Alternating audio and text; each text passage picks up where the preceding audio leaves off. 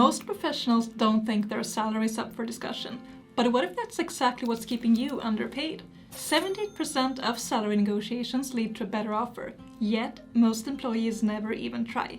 And the gap between how hard you work and how much you get compounds for every year that you don't speak up. I spent 7 years as a Big Four corporate lawyer before I realized that people who had been there half my time were earning just as much. The only difference was a conversation that I didn't know was possible. When you're new in corporate, you're not in a position to ask for more. You're building credibility, skills, and leverage. But as you progress, the game changes. There's a silent point when you move from being an expense to an asset, and it comes sooner than you think.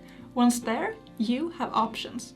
But most of us never use them, because in most workplaces, staying quiet feels like the professional thing to do. In high-paying fields, salaries are some of the company's largest expenses, so naturally, employees are heavily scrutinized. But employers track their competition too. The annual increases you get are just close enough to keep you comfortable where you are. But once you have been with the same employer for about 3 years, you are quietly losing money. This affects your salary, your pension, and your future possibilities. Every time you decide not to force a hard conversation, the gap between you and the future you want grows. And the cost of being silent compounds faster than you think. Research shows that someone who negotiated just $5,000 more on their starting salary would earn $750,000 more across their career. That is life-changing money, and your employer knows this. But once you're well integrated in the group, deliver without being asked, and don't push back, you become the person holding everything together. And you're usually the last one to realize how valuable that is. The worst part is that we feel like we're just doing what we're told. And that's how jobs are supposed to work, right? But we end up worrying more about how we come across than if we are actually getting what we're worth. Asking for more seems greedy, but research shows that employers expect pushback. The fear that's stopping us from negotiating is blown out of proportion. The reality is that companies will not pay more unless they're competing against someone else for your attention. I didn't realize that I was underpaid until I got a call from a recruiter one day. When they asked about my salary expectations, I said amounts that were thousands above what I was earning just to test the waters. It was never a problem. That is when I understood that I had a different problem. I was being undervalued by my employer.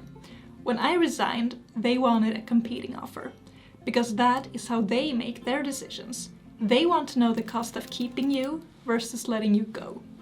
According to research, 73% of employers say they expect that you negotiate your salary. They have budgeted for that before they give you the numbers. And once you understand that, the game changes. So here is how you can close the gap in one conversation. The first step is preparation. Apply to work for a few strategic competitors.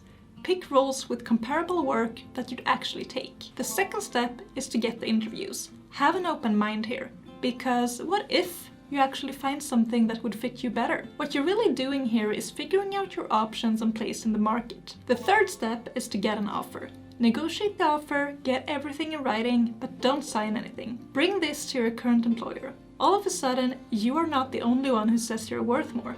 And that is useful leverage. If you want to be even more strategic, time this with a busy period when replacing you would be expensive and disruptive to the firm. Keep the conversation simple. Make it clear that you value where you are and that you want to stay, if that's actually the case. But there is a cost to you staying, and you are not willing to keep paying it. Every person I know who tried this got what they wanted. Usually, it comes with a lock-in agreement for 6 to 12 months or so. So make sure you want to stay before committing. This leverage method isn't limited to money. You can be quite creative with it if you want to. One way to use it is to get secondments and international opportunities. Usually, it's a lot more successful than going through the official channels. Corporate only cares about leverage, so make what you're asking for look like a good option by putting something worse right next to it. In this case, that is you leaving. Otherwise, they will keep doing what suits them. But before you try, ask yourself to what extent you're willing to deliver. Putting yourself out there like this can translate to higher expectations, more visibility, and pressure. Personally, I chose not to do this because I wanted to protect my free time to focus on my business. And for me, that was the right choice. But if you're worrying about being underpaid but don't know where to start, I'm happy to connect and help you navigate this. There's a link down below if you want to talk more about it. So with that in mind, you have 3 options. The first one is to get a competitive offer and present it to your employer. You get a yes, start earning more, and it's all good. If you get a no, do the second option. Take the competing offer and leave. Start fresh in a new role that values you better. You get more money and you'll learn a ton as well. The last option is to stay quiet. It's comfortable and you can focus more on yourself. But with every year that passes, the gap between what you're getting and what you're worth grows. The one thing you want to avoid is staying blind to the game. Working in corporate is a lot like playing chess. You need to plan several moves ahead, otherwise you become a puppet to someone else's game. And once you get that salary increase, don't fall into the trap of giving up on your own life to justify it. And if you find yourself struggling with that, watch this video next.